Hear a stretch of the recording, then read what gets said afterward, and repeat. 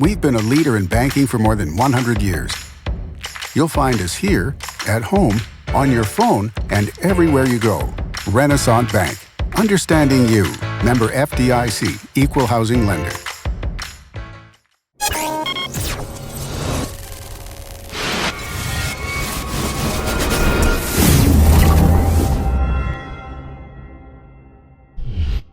Sponsored by Renaissance Bank. Good morning, Northeast Mississippi. This is Newsbreak for Thursday, July 6th. I'm Brad Locke. Thanks for tuning in. And just a reminder, you can catch Newsbreak each weekday, 7 a.m. Watch it on djournal.com, Facebook, YouTube, or the Daily Journal's mobile apps for Apple and Android devices. Going to take a quick look at news, sports, and weather for Northeast Mississippi. Let's start with the weather forecast. Looking like we're going to have some thunderstorms today and for the next few days. Today, going to have a high of around 89 degrees, low of 72. The chance of rain is 80%. 3-day outlook: Friday, thunderstorms possible again, high of 89, low of 73, 60% chance of rain. Saturday could see some scattered thunderstorms with a high of 91, low of 70, the chance of rain is 60%. And then thunderstorms again possible Sunday, high of 89, low of 71, 60% chance of rain.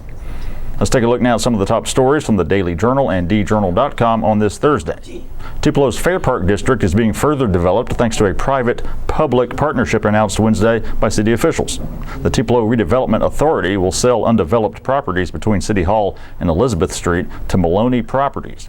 No tenants have been publicly announced, but if the initial commercial development proves successful, additional commercial and mixed-use development is expected. Construction of an office building complex is expected to be complete by next June.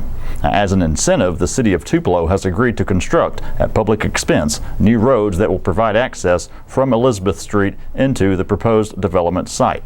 The city will also undertake water and sewer infrastructure improvements. Mayor Jason Shelton said this development project is, quote, a big step toward fulfilling the promise of Fairpark. If you're looking to play pool, basketball, or Xbox, the Northside Boys Girls Club has it all. The club added a new gymnasium floor almost 2 years ago. It now also showcases a game room. Clubhouse Director George Parks said the club now features 5 new Mac computers, an Xbox, card games, and a pool table. Parks said the entire center is dedicated to teens ages 13 to 18 from June 5th to July 21st. Each day is scheduled out with an hour or two of basketball per day and a power hour to focus on educational development. The additions to the center were provided by a grant, and the new computers were set up by Best Buy's Geek Squad. The computers aid with the career workforce development program that prepares the teens for entering the job market. Parker said the club has up to 65 kids in attendance each day.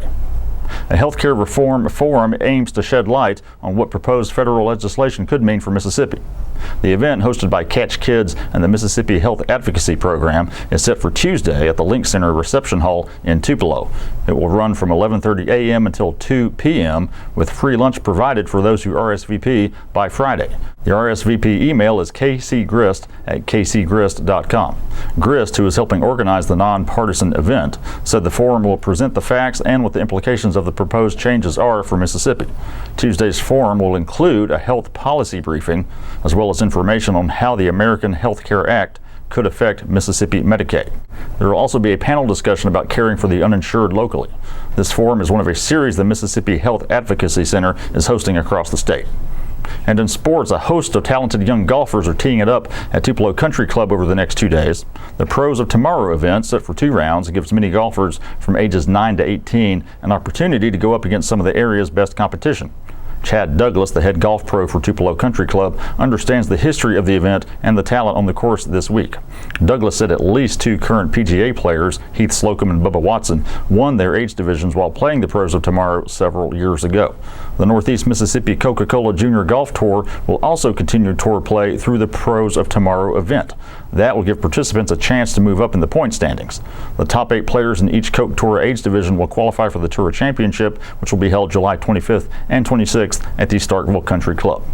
And that's it for Newsbreak on this Thursday. We do want to remind you to check out a couple of the podcasts we produce here at the Daily Journal. We've got The Memo, all things Northeast Mississippi, news and entertainment with myself and W. Derek Russell. New episodes every Wednesday and Friday. Find it in iTunes, your podcast apps, or at memo.djournal.com. Be sure to check out Wednesday's episode. Among the topics, we spoke with Dennis Sid about the declining number of dairy farms in Mississippi. Also, Emma Kent told us about the STEM program being implemented by the Starkville-Oktibbeha Consolidated School District.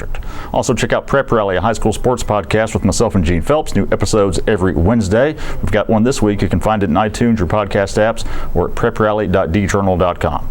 All the stories I talked about today you can find in your Daily Journal or at djournal.com. Give us a follow on Twitter and Instagram at djournalnow. Give our Facebook page a like as well.